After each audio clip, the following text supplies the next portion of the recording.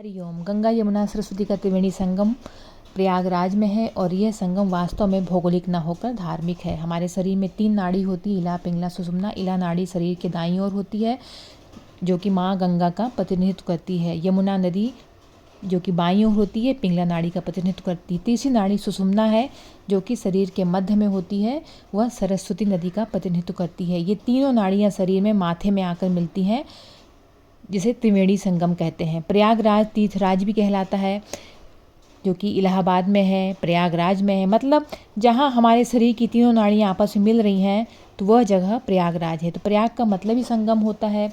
हमारे भारत देश में और भी प्रयाग हैं, जैसे देवप्रयाग अलकनंदा भागीरथी नदी का संगम है, रुद्रप्रयाग में अलकनंदा मंदाकिनी नदी का संगम है, कर्णप्रयाग में अलकनंदा पिंडर नदी का संगम है। तो प्रयाग मतलब संगम, और जहाँ गंगा यमुना सरस्वती जहाँ तीनों महान नदियों का संगम है तो वो स्थान प्रयागराज कहलाता है। यमुना नदी प्रयागराज में गंगा नदी से मिलती है, जिसे त्रिवेणी संगम कहा जाता है।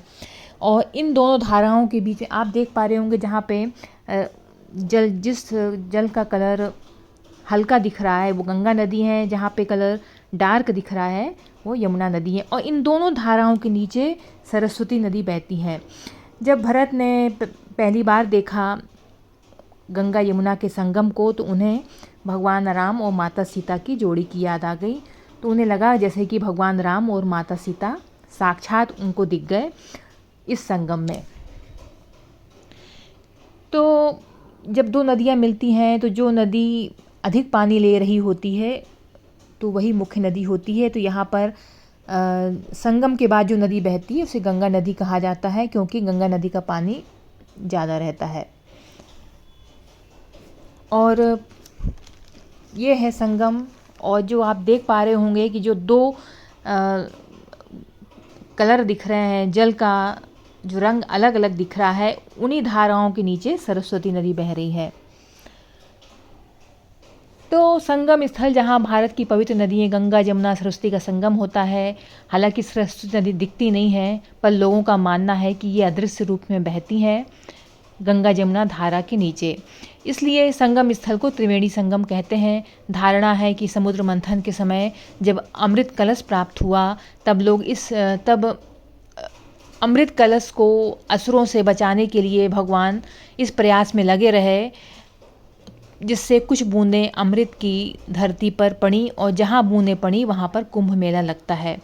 तो उज्जैन, हरिद्वार, नासिक, प्रयाग इस स्थान पर कलश से अमृत की बूंदें छलकी। तो इसी कारण लोगों को विश्वास है कि संगम में स्नान करने से सारे पाप धुल जाते हैं और स्वर्ग की प्राप्ति होती है।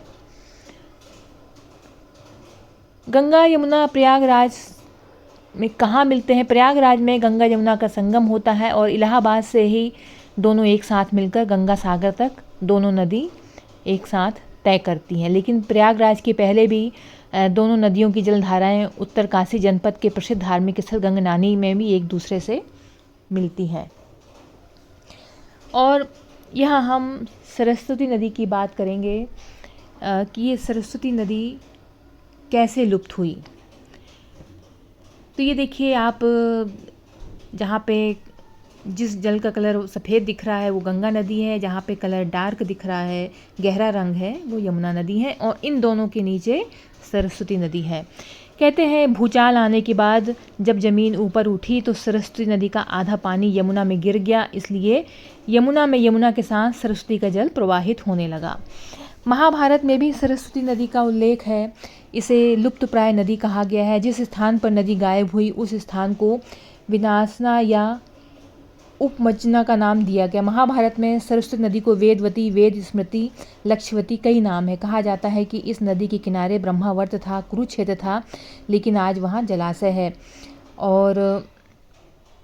और इस बात का भी उल्लेख है कि बलराम ने द्वारका से मथुरा तक की यात्रा सरस्वती नदी से की थी।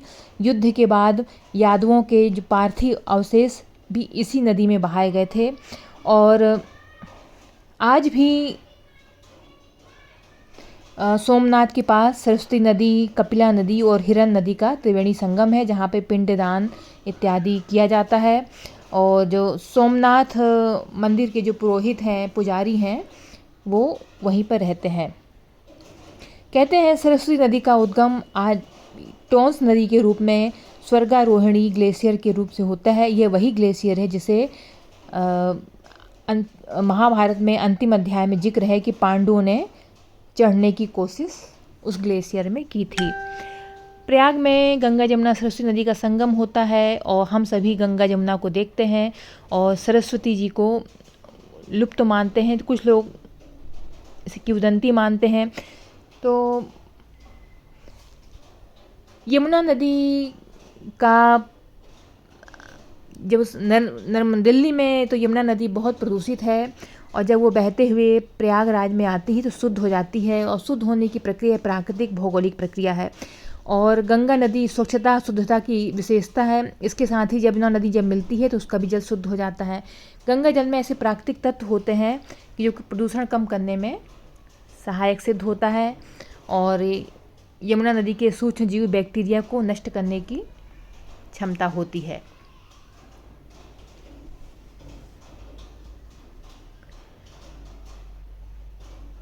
तो ये है प्रयागराज के संगम का दृश्य जहाँ पे लोग स्नान करते हैं कुंभ मेले के समय में। वैसे भी स्नान करते हैं, जब कुंभ मेला नहीं भी रहता है तो भी लोग स्नान करने आते हैं। तो ये कुंभ मेले के समय का दृश्य है संगम का।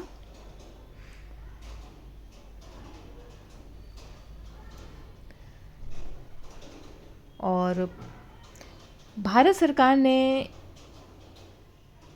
सरस्वती नदी की वास्तविकता जानने के लिए कुरुक्षेत्र विश्वविद्यालय में प्रोफेसर AR चौधरी के निर्देशन में centre of excellence on research Saraswati river से अपने शोध कार्य करवाए।